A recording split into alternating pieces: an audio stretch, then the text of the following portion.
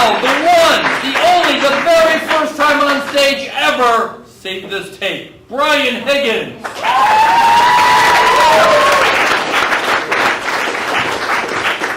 Jesus, so nice or bright. Alright, my name's Brian, by the way. I think you can probably tell by my accent that I'm not actually from here originally. Yeah, that's right. I'm born and bred Nigerian. A lot of people have a bit of trouble with my accent, so if you can't understand me, just laugh, because it's more than likely funny. But if you don't think I'm funny, it's more than likely because you can't understand me. But I'm going to tell you a few stories, about my time in America and experiences I've had. So the first wee one, sets up when I was 7 years old, just a wee nipper, like. My granny, she came over to America and she bought a Red Sox hat. Like I'm sure you all know what a Red Sox hat is anyway, but so she came home, she sat me down and she says, "Right, Brian, you're my favourite grandson, and I got this hat made specially for you. The B stands for Brian."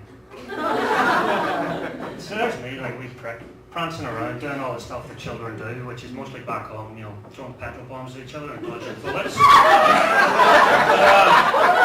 But always with my hat on, with a nice fond wee smile from my granny. Just such love that I have for her. But anyway, so I came to America last year, Boston for some reason, I don't know. But prancing around doing all the touristy stuff, with my camera, clicking that and clicking this. And, well, there's the Hancock building, what do you fucking do? But one thing that I noticed was looking around, every bastard is wearing my fucking hat. I'm thinking to myself, like, I know Brian's a pretty cool name, like everyone can't be named. So, but then the realization hit me was, they're not called Brian, but the truth is, my granny is a liar.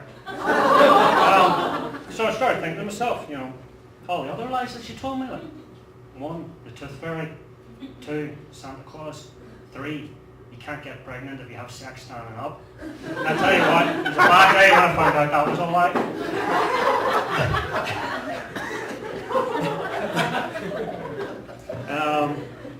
But yeah, so it taught me a lesson, when you have children, you just lie to them and they'll grow up all right. But anyway, there's between America and Northern Ireland, we both speak the Queen's good English, but there is quite a few differences. And the main one that I'm going to talk about is a small word called crack. Now to me, it's spelled C-R-A-I-C, which is a Gaelic word, and it means fun, enjoyment. But unfortunately here, it's got an entirely different meaning. So there's me, starting a new job, keeping my head down, beavering away, working, trying to make a good impression. Don't really talk too much, a bit shy, new job, new country and everything. So there's Monday morning, standing at the water cooler, my boss comes over to me and says, "Well, Brian, did you have a good weekend?" "Yeah, Peter, I had some good crack." So, Jesus, so we're sort of looking at each other, not really talking. Silence everywhere, so. I don't know, and because I can't talk, I'm just looking there like a dope anyway, so he probably thinks that I was literal with it. So I go back to my desk, I'm sitting there, next thing the phone rings, and it's my HMO telling me how great their substance abuse program is. So, and you would have thought that I would have learned the first time, because when I arrived in America, I was coming through customs. The customs officer says to me, "So Mr. Higgins, are you here for business or pleasure?" So I go, "I'm here for the crack, actually." Tell you what, the old rubber starfish, I wasn't walking right for 3 weeks. But that's the downside to the accent, Now the upside, American girls go wild for it. It's like, it's true. But apparently there's a misconception that Northern Irish people like to drink. And it's the bloody God's honest truth, Like my mother's milk had an alcohol content. So we go out to the bars, and all we need to do is you survey the territory. You see the nicest girl, that takes your fancy, she might be a fat stinker or whatever, but it just depends what you like. So you see the one you want, you go up to the bar and you order a pint loud enough so that she can hear the accent. And I tell you what, once that brogue hits her eardrums, you can smell the vaginal secretions from 5 miles away.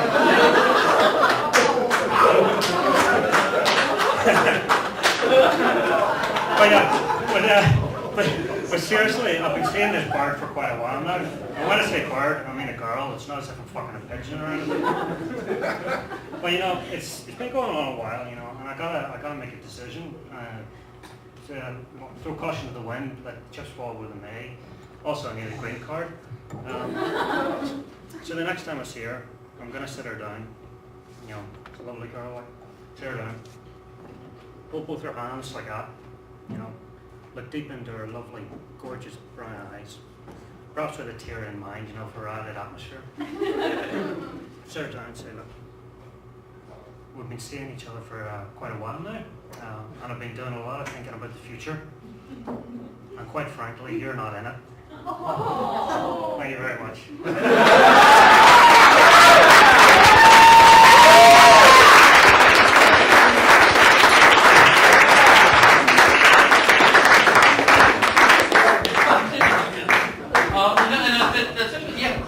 Has like two different meanings. Also, I should let you know that there's a different meaning when you say I'm at work beavering away.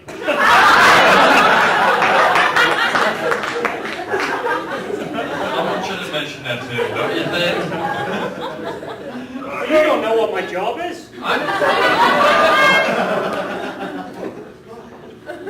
You get enough crack, you don't mind beavering away.